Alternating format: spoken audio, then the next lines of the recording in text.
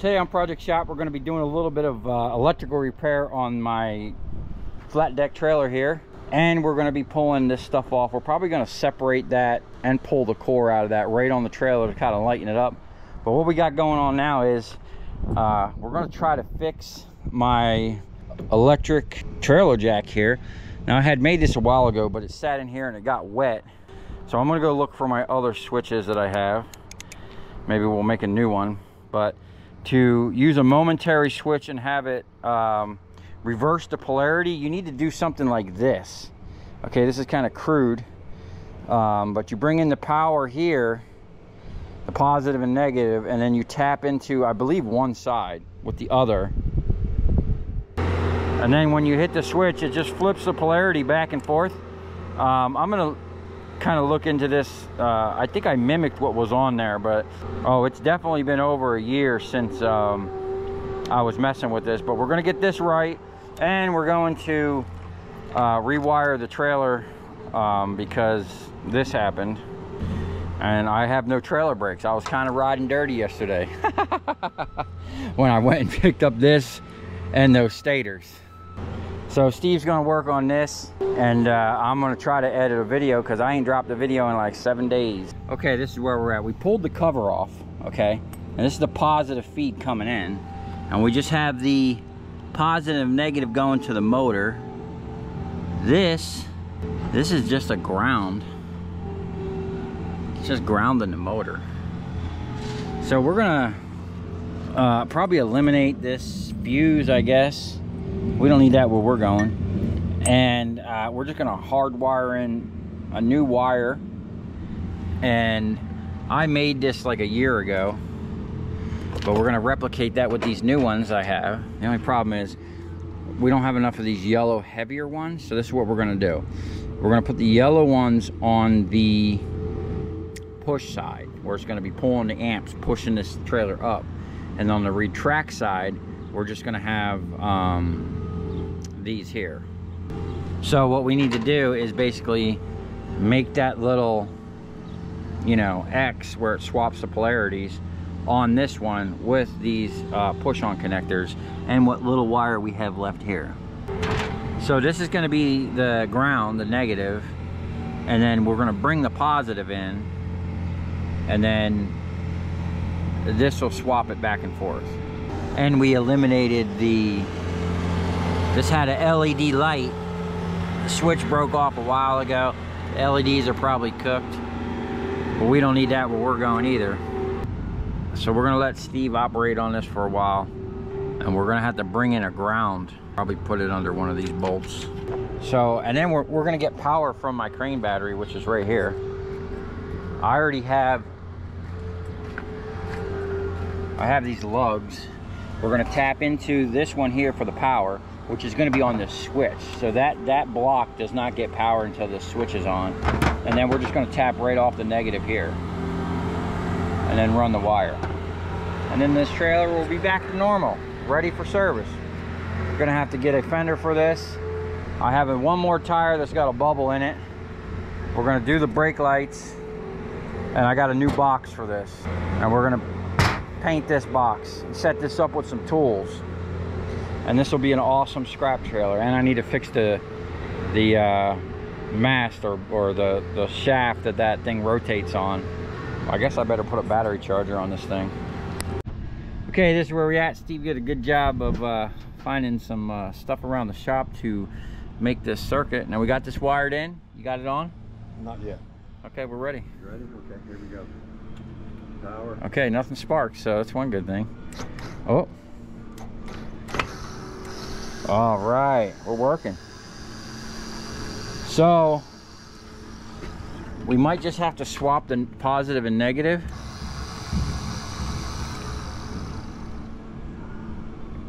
Because, let me see. It's pushing, no, that's good, dude. Just like that. Yeah. So, which, going up? There you go. Fuck yeah. This thing's been like a year and a half off of here, dude. What's cool about this is you can pull this out and extend this down. and I can jack this trailer up so high that it almost makes a smooth ramp, and we can pull pallets on off. That's how we're going to get this shit off right here. So as soon as we get this all buttoned up, we need to do these trailer lights. I have no lights, dude. Nothing. Oh yeah, I'm working on it. Yeah, we'll do that next. Right, but I okay, we're moving right along. Now we're going to get right onto this, but let me show you what we got going on here. We had to dissect and discern what the heck was going on with the trailer wires, because underneath here there was like 3 different harnesses. So took a little while, and I killed the battery on my truck because I left the ignition and the lights on for a while we were doing this. But we got them sorted out, and we got the switch here sorted out, and it's connected to the crane battery, so when that's off, you know, this thing's not going to be powered up, or there's not going to be any draws or any weird stuff happen. But look how long that thing is, man. She's struggling. We got a lot of weight on this trailer, but look how high it is. It almost, if I put a block under there, it'd be a perfect ramp. The back end down there, it's just kinked a little bit, but even the way it is, I think I can get a pallet jack up in here. What we're going to try to do here, because this thing is so heavy, I don't know if you know, we're going to be able to pick it up with this, but we're going to try to pull the stator out of the middle, or the, what's that called, the rotor? Yeah. We're going to pull the rotor out of the middle, or at least attempt to. Yeah, that thing's big. To lighten this thing up. What do we got there? It's big. Big? We'll get it. Bigness? Yeah. Oh, look at all that She's copper. a monster. Wow, look at them big coils in there. I don't know if you can see them, but there's a big stator and a little stator back here. Okay, there you go. Yeah, look at it. Wow, there's a big old knot of copper in there. What's that, a 4-inch? It's a lot of iron, too. It's going to be a lot of heavy work. I guess I'm going to have to go put my boots on. Okay.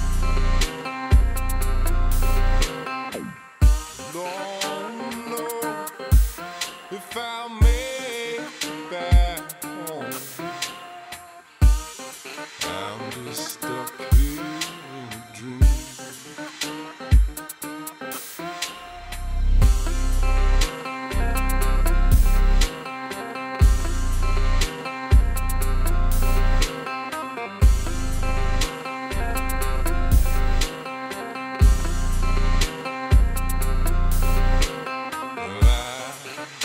At the bottom of the ocean, I'm at the bottom of the sea.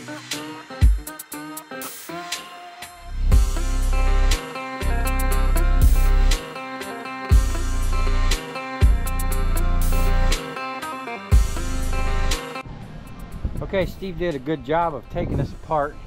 Look at that big old knot of copper in there. Jeez. You know, as big as this thing is, you would think that inner stator would be bigger, but it's not. But that one's full of copper. This one here, that's actually for that one. But look at this one. This one got a bunch of gaps in there, a bunch of empty spots and whatnot. See how this one looks? This one's full of copper. So these were probably 3-phase or capable of 3-phase, you know. Maybe that one wasn't. That might have been a cheaper one. But maybe some big old nuggets there. Look at that. Now I just got back. I went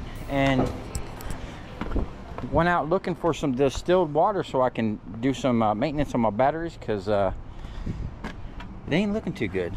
Little corrosion on these things. We're going to clean all that up, check the levels in them.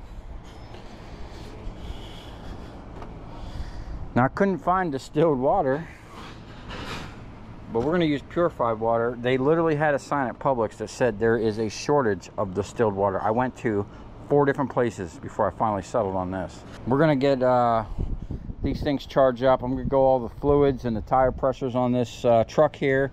We're going to go through all the tire pressure here. I think I need to put a plug in this tire here. And you know what's really messed up? They're out here doing some paving work, prep work. They sent letters, or they came by and put letters on our door saying we need to clear off, make sure the sides of the road are clear over the weekend. So I've been here both days real early, making sure that, first of all, I have nothing in the way, but making sure that even if I had to move my vehicles or whatever, or my trailers even further back, I figured they were gonna come down here and fix this giant ass pothole that's under my truck. And I talked to the dude and he's like, oh, well, that ain't on the work order. So we're gonna be all over the maintenance company here about this pothole.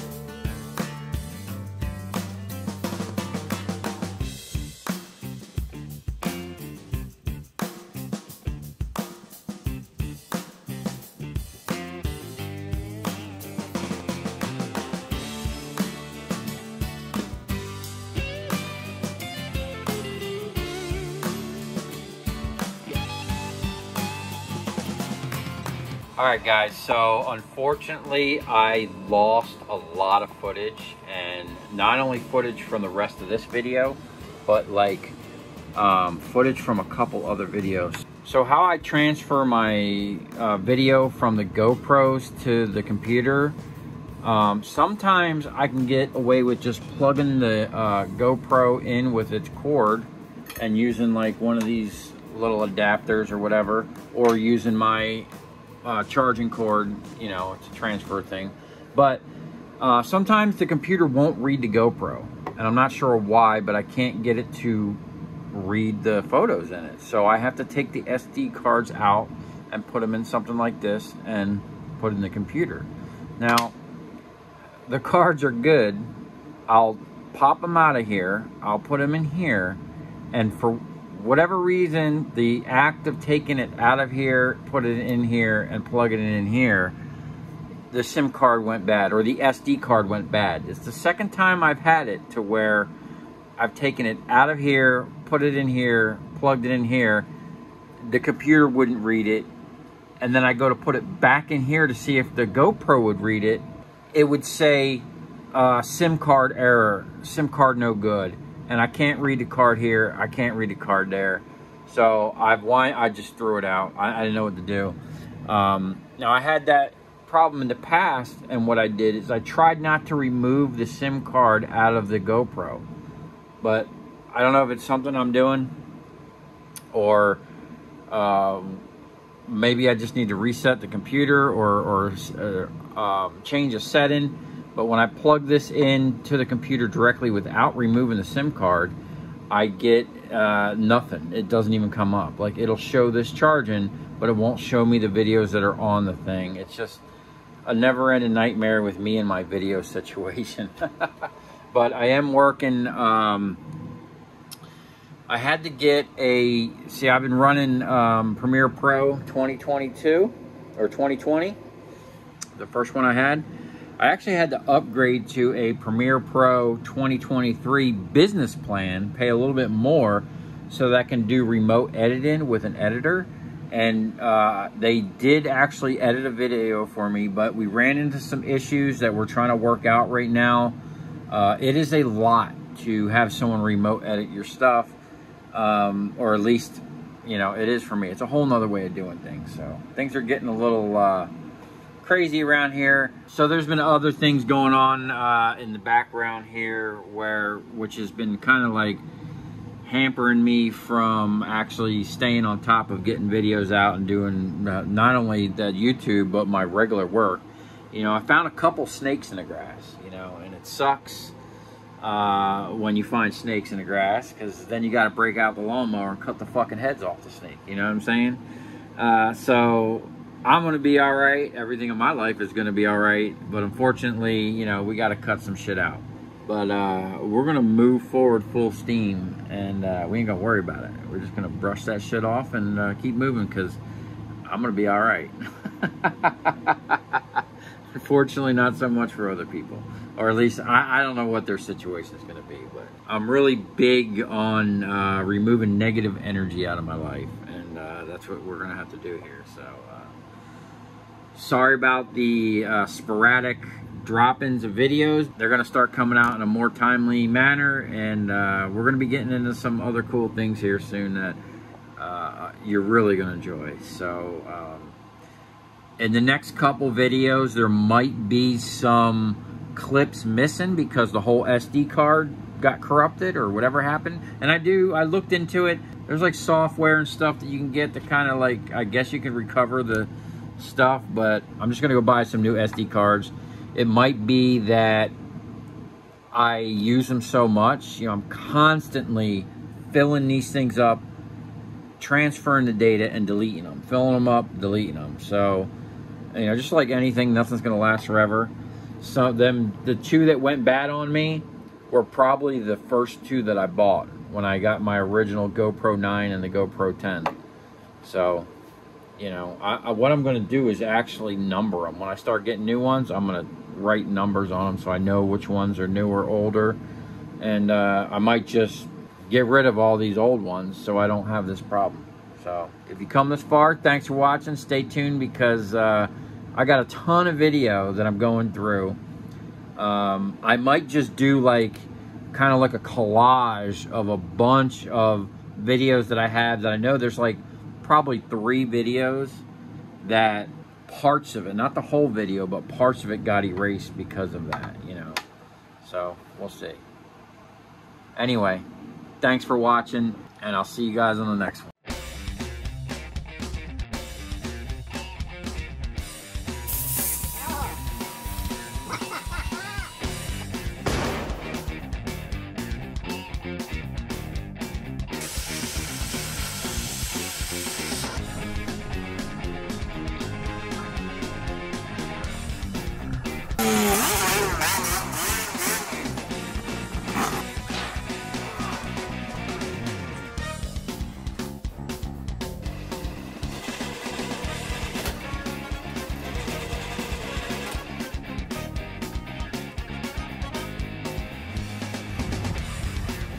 I'll tell you where we're going, right to the scrap yard.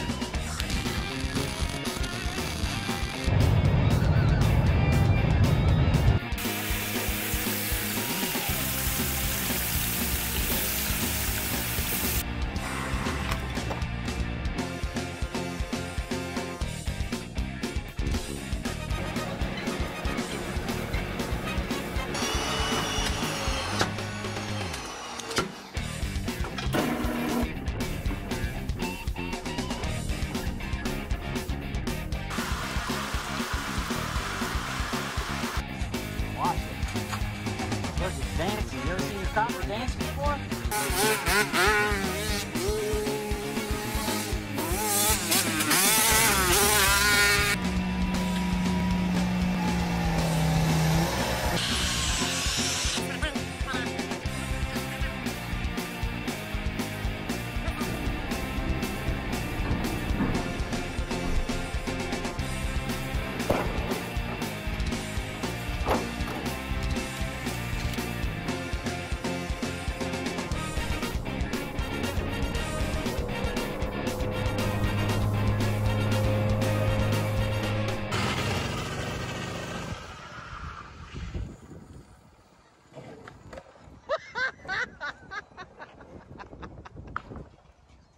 Okay, the last thing we're going to do today is see what it's going to take to get these things open.